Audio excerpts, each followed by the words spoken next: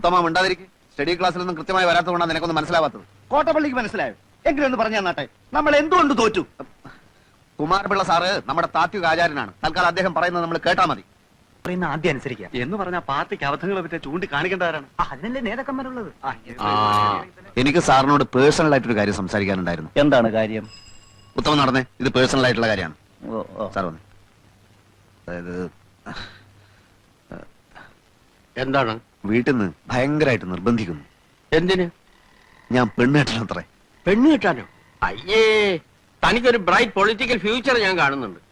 ഭാര്യയും കുടുംബമൊക്കെ അതിന് തടസ്സാണ്. അച്ഛൻ ഒരേ പിടിപിടിക്കുകയാണ്. കോട്ടപ്പള്ളി, പാർട്ടിക്ക് ഇന്ന് ആവശ്യം കെട്ടുപാടുകളും മറ്റുത്തരവാദിത്തങ്ങളും ഇല്ലാത്ത ഒരു നേതൃനിരയാണ്. പ്രകൃതി നിയമങ്ങൾക്ക് കുറച്ചൊക്കെ നമ്മൾ വഴങ്ങേണ്ടതല്ലേ? വഴങ്ങരുത്. ലൗകികമായ തൃഷ്ണകളെ നമ്മൾ അതിജീവിക്കണം. മാനവരാശിയുടെ നിലനിൽപ്പ് തന്നെ കുടുംബം എന്ന എസ്റ്റാബ്ലിഷ്മെന്റിലല്ലേ? വിഡ്ഢിത്തം. എല്ലാ എസ്റ്റാബ്ലിഷ്മെന്റുകൾക്കും എതിരെയാണ് നമ്മുടെ യുദ്ധം. ഭാര്യ ഉണ്ടാവുക, കുഞ്ഞുണ്ടാവുക, അതൊക്കെ നമ്മുടെ മനസ്സിൽ സ്നേഹത്തിന്റെ വിത്ത് മുളപ്പിക്കുമെന്ന് എവിടെയോ വായിച്ചിട്ടുണ്ട്. അത് വരട്ട് തത്വവാദമാണ്. സഹജീവികളെ, തൊഴിലാളി വർഗത്തെ സ്നേഹിക്കാൻ ശീലിക്കുക. തുറന്നു പറയാം, അടിസ്ഥാനപരമായി നമ്മുടെ പാർട്ടിക്ക് കല്യാണം ഇഷ്ടമല്ല.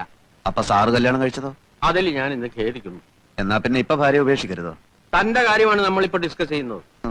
പറയുന്നതൊന്ന് പ്രവർത്തിക്കുന്ന വേറൊന്ന്. ദൈവമില്ല, അമ്പലമില്ല എന്നൊക്കെ വിളിച്ചു പോകും. എന്നിട്ട് ആരും കാണാതെ തലയിൽ മുണ്ടും പോയിച്ച് ദൈവത്തെ തൊഴാൻ പോകും. ആര്? സാറ് തന്നെ. തൃച്ചമ്പടി അമ്പലത്തിൽ എന്നും കാലത്ത് സാറ് തൊഴാൻ പോകുന്നത് ഞാൻ കാണാറുണ്ട്. താനിതെങ്ങനെ കണ്ടു? ഞാനൊരു രഹസ്യമായിട്ട് തൊഴാൻ പോകാറുണ്ട്. എന്നാലേ ഇത് തൽക്കാലം നമ്മൾ രണ്ടുപേരും മാത്രം അറിഞ്ഞാൽ മതി. താൻ വേണേ കല്യാണം കഴിച്ചോളാം. പക്ഷെ ഒരു കാര്യത്തെ തനിക്ക് നിർബന്ധം വേണം. എന്ത്? നമ്മുടെ പാർട്ടി നയങ്ങളെയും ആദർശങ്ങളെയും ബഹുമാനിക്കുന്ന ഒരു പെൺകുട്ടിയെ വേണം കല്യാണം കഴിക്കാൻ. അത് 100% ഞാൻ ഉറപ്പു വരുന്നു. Thank you.